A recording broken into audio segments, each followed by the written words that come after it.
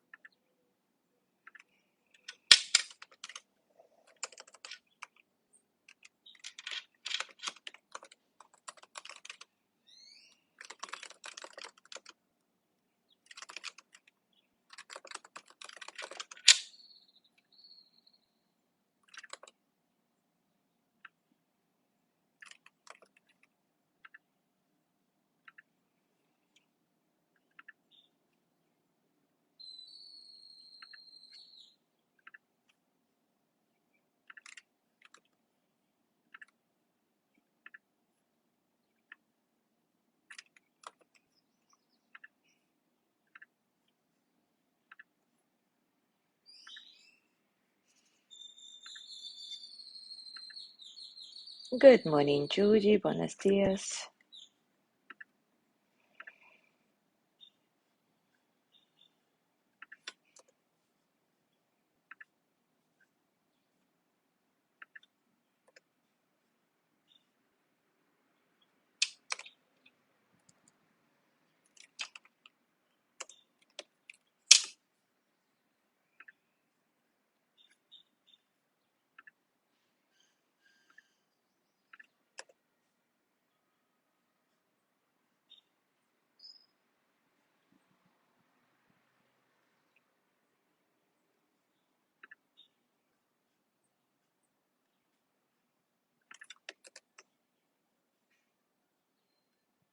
Good morning, Mary.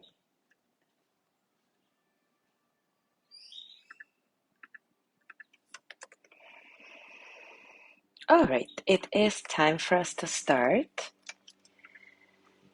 And in the last few days, we have been exploring the different quote unquote negative outcomes of our comparison process. I say quote unquote because really negative and positive are such subjective notions, which will be really apparent in our today's exploration of yet another outcome of comparison, admiration and reverence, that at first glance may seem quite benign and even quote unquote positive, but actually it can lead to some less than desirable emotional experiences if left unexamined and unquestioned. We feel admiration on someone's abilities, accomplishments, or character inspires us.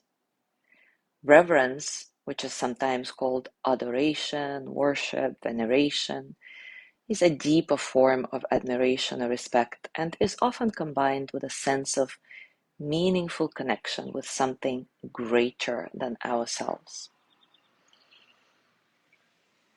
While admiration fosters a deeper desire for self-betterment, reverence encourages us to connect to what we revere. We want to move closer to that thing or that person, to be in their light, so to speak. These definitions seem to point to admiration and reverence being positive experiences, right? And yet, a lot of times, curiously, they lead to less than desirable consequences. I'm talking about putting the person we admire or revere on a pedestal so high that we forget about their humanity. We forget that just like us, this person most definitely has some character flaws, makes mistakes, is allowed to experience the entire range of human emotions. And at times we feel genuinely shocked and even betrayed when their humanity comes forward. How is that possible? I thought the world of him or her, and they turned out to be such a disappointment. What a traitor. So I feel it's really important to never lose touch with reality here. Whoever we admire or revere is great, and they may inspire us tremendously, and at the same time, they are human, just like us. These reminders ensure that the object of our admiration never really falls hard off the pedestal and never disappoints us greatly.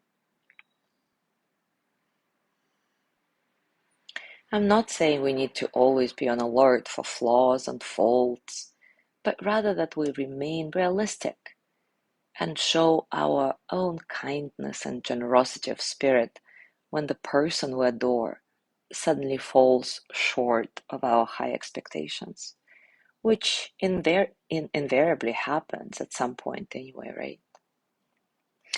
So let's explore this emotional experience together now.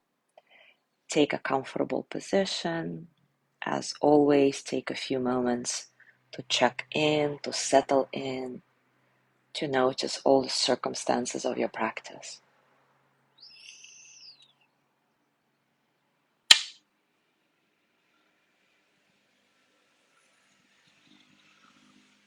Scan your body. Notice what's happening for you physically right now. Notice your breath.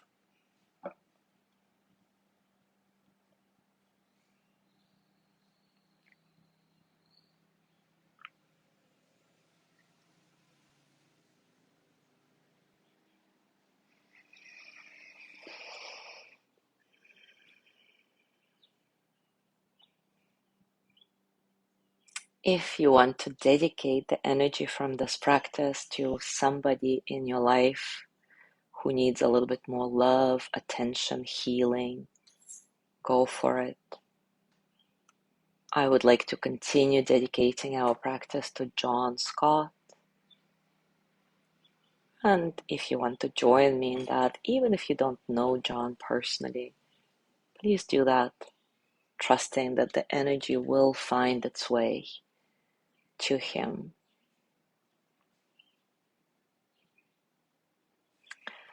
And now bring to mind somebody you really admire or even revere. Reflect on the source of your admiration. Who is this person? What do they do? In what way do they inspire you?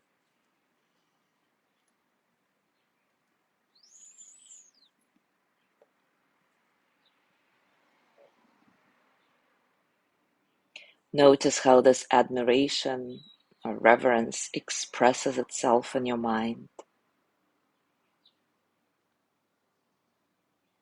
how it translates into your body. What are your actual physical sensations as you think about this person? If you could express your admiration as a pose or movement, what would it look like? Remember, don't just think about it, actually do it. Express it as a pose or movement.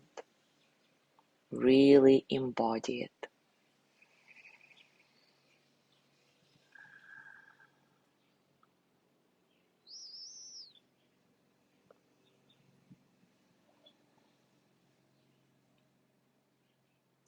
Now bring to mind somebody you used to admire in the past, but then stopped abruptly because they somehow disappointed you.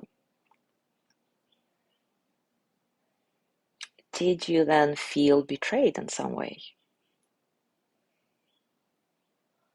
As you reflect on that, how do you start feeling in your body?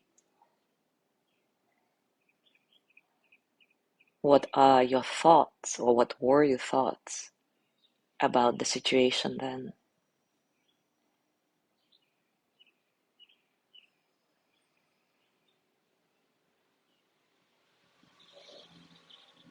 Gently reflect on the source of your disappointment.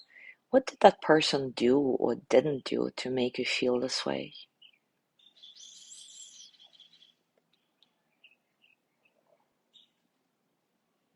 Would you feel the same way if somebody else, who you don't particularly admire, did anything similar?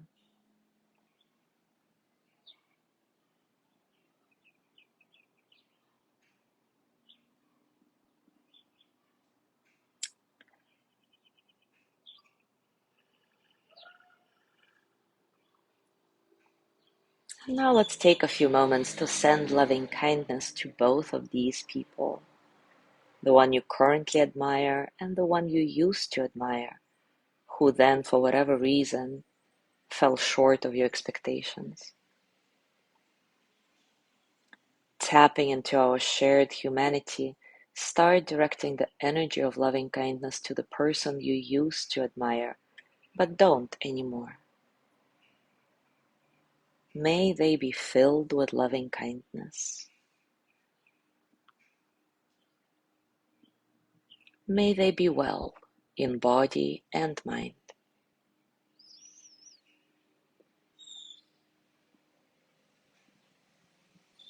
May they be happy, healthy, and at ease.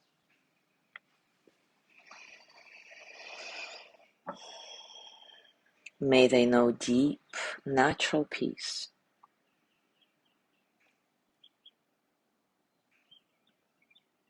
Continue repeating this mantra, sending it to the person who you used to admire. And notice, is anything changing for you in your body, mind, in your heart as you do this practice? Is there more acceptance, more softness, more space?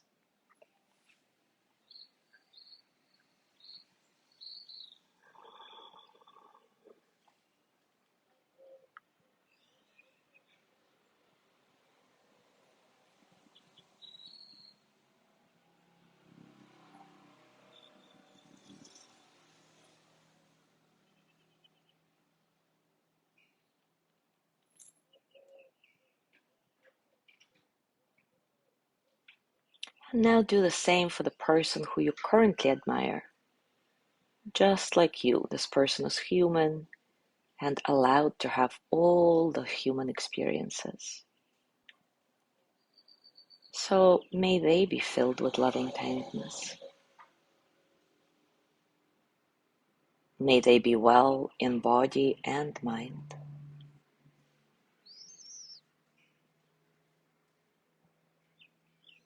May they be happy, healthy, and at ease.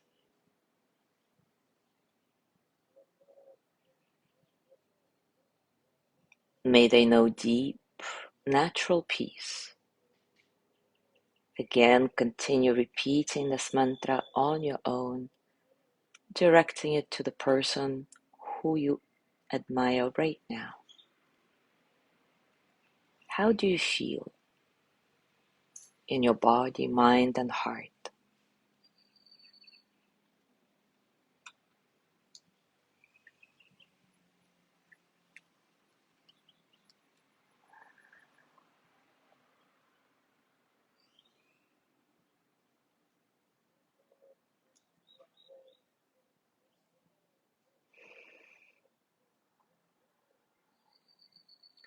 As you go through your day today, I invite you to continue reflecting on that topic and see how rigid or flexible you are in accepting that the object of your admiration or reverence is actually human and allowed to have the entire range of human experiences, allowed to have character flaws, make mistakes.